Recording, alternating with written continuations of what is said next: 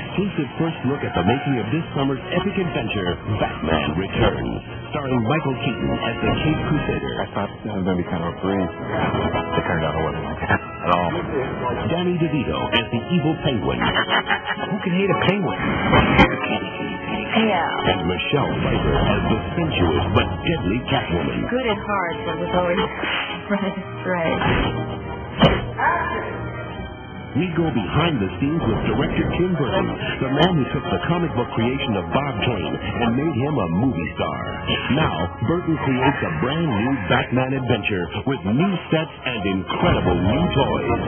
It's the story of one legendary hero, two notorious villains, and three Hollywood stars.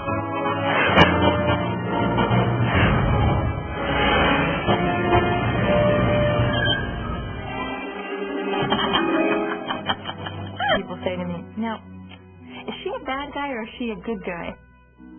Good at heart, but was always running astray. Yeah. No pun intended.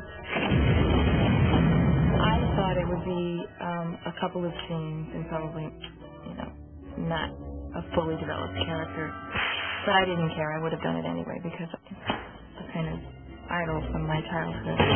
Then to my surprise, I read the script and I found her to be very interesting and very complicated, sort of psychologically, and actually quite a challenge as an actress. I am Catwoman.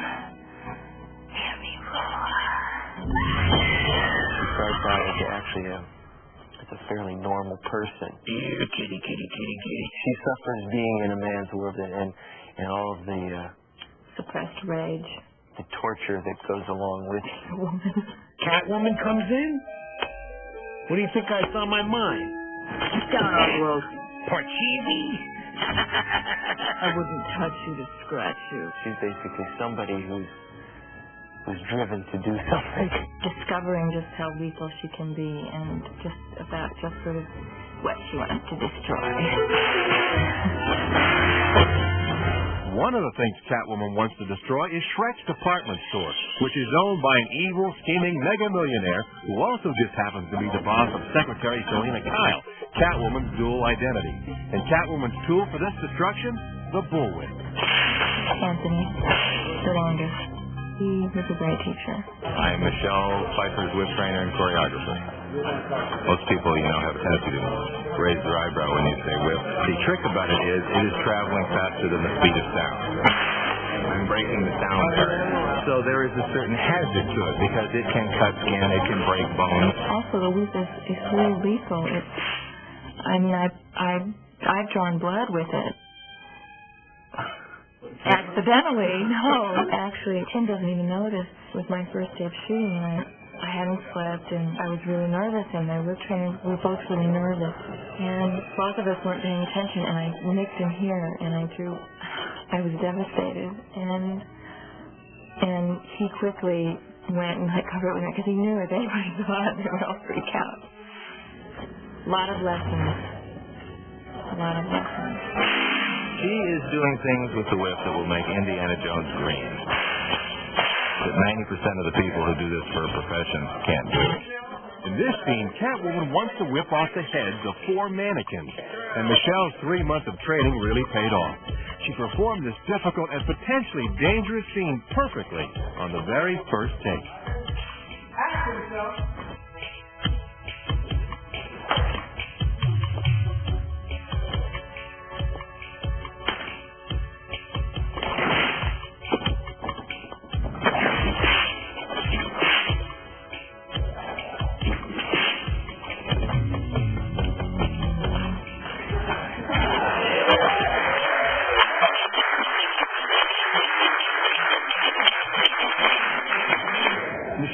Doing the weirdest things in this movie in terms of things that she had to do. A couple hours to put this makeup, to put this costume. Now come and use this whip.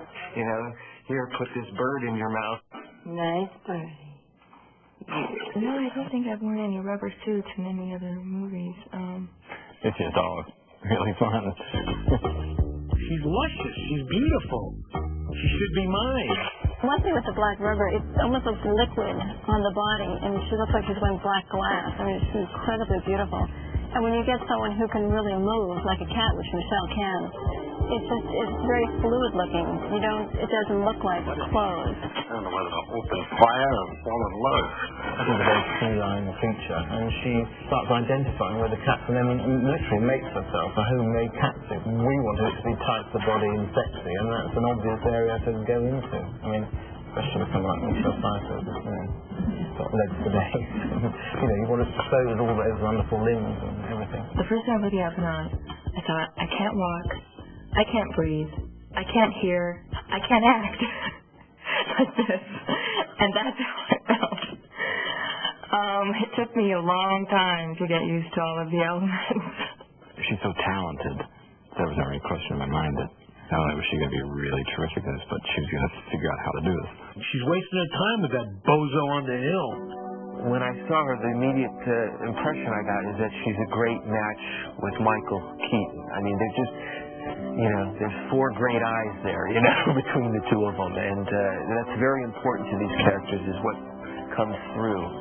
He sees himself in this woman. And there are points where, if you really want to examine it, they almost lose themselves in each other. You've got kind of a dark side, don't you? No darker than yours, Bruce. It was a challenge. It was actually one of the most challenging roles I've done. The sort of busting Batman makes me feel all dirty. Next up, we meet the Penguin. He is, without a doubt, one of the most evil characters that I've ever encountered in my life. Danny DeVito. From the back, the Cat and the Penguin continue.